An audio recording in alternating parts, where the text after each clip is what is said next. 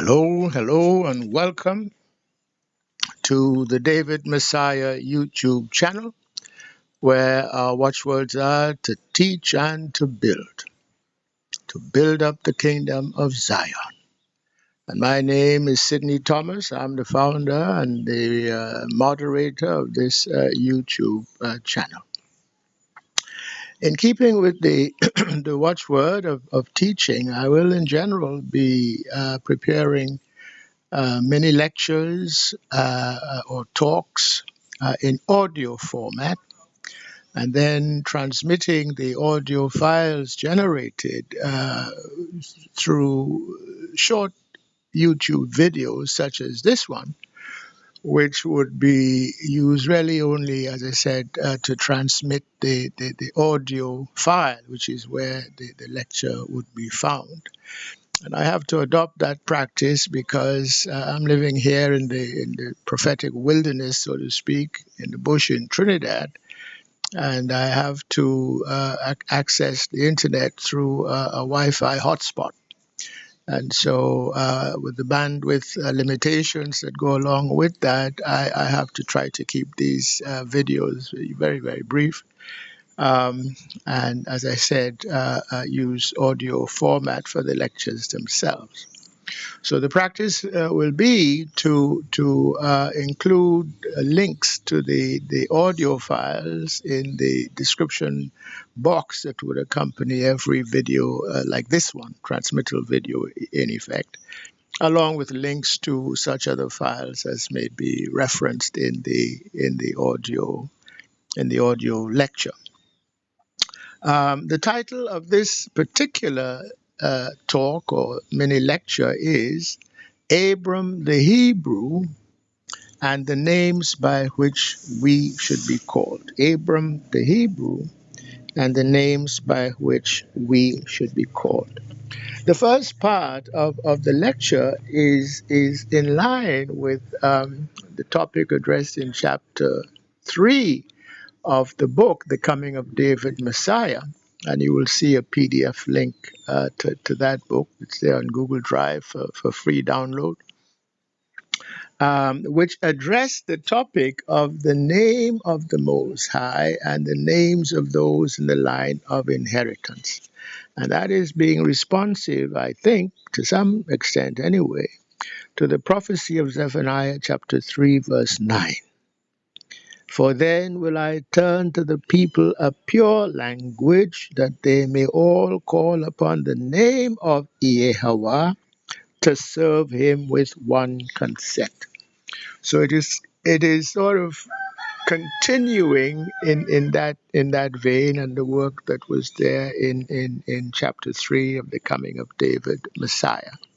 Because in this talk, I'm going to give slightly more information as to the names Abram, Abraham, and Hebrew, and tying them back to the original paleo-Hebrew meaning. So I will lay that out fairly carefully, I think, for the benefit that it would provide. In terms of knowing the real sort of source of the names and the meanings that come embedded just in the names themselves. So that's the first part of the talk. And then the second part, the names by which we should be called, I kind of segued from the first part because Lisa, beloved sister Lisa Cabrera, has been addressing that topic of late.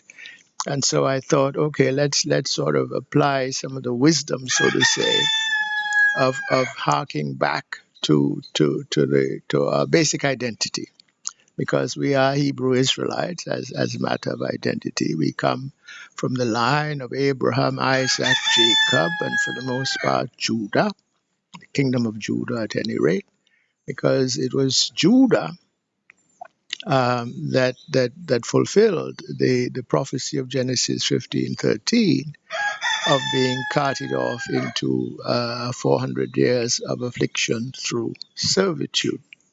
So just as a matter of actual scriptural and indeed real seed line identity, that's who we are. And I make reference in kind of keying off of that to another book that I was guided to write entitled Numerology and the 7 Days of Creation, to make the fairly simple but nevertheless still a little bit complicated point that there's vibration in words. That's what the whole science of numerology is about. There's a vibrational content in itself to words and names that we use. So it is not a light matter what names we should call ourselves by and what names we should allow ourselves to be called by. So I use that to sort of then segue into addressing this topic that is now apparently timely, with again Lisa Cabrera addressing it in more than one YouTube video, so far as I can see, because there's some sort of controversy. I think she used the phrase of some people getting bent out of shape over the use of even such terms as black or such terms as African American even. I don't know if I might be counted as one who is bent out of shape, maybe or maybe not. But my job is to teach so that we may build back up again Zion. And it is in that context and in that capacity that I want to address the issue again, so that on the basis of sure knowledge, the question may be properly addressed. Thus far, we've had those with a megaphone who have sort of, guided the rest of us, so to speak, in sort of blindly following the lead that they have given us as to how we should be called. As just one example, James Brown singing that famous song, "Say It Loud, I'm Black and I'm Proud." I don't know if he did any research before he put that out there, but it certainly influenced many. And likewise, the Nation of Islam has been calling us black at least since Elijah Muhammad, and using the term Negro as a term of derogation. And in fact, as a matter of fact, also denigration, but that's a technical term when you really get into it. Okay, so that's the program. As I said, these YouTube videos will serve the purpose essentially only of a transmittal sort. The description box beneath this YouTube video will contain the link to the audio file, which is where all the action will be.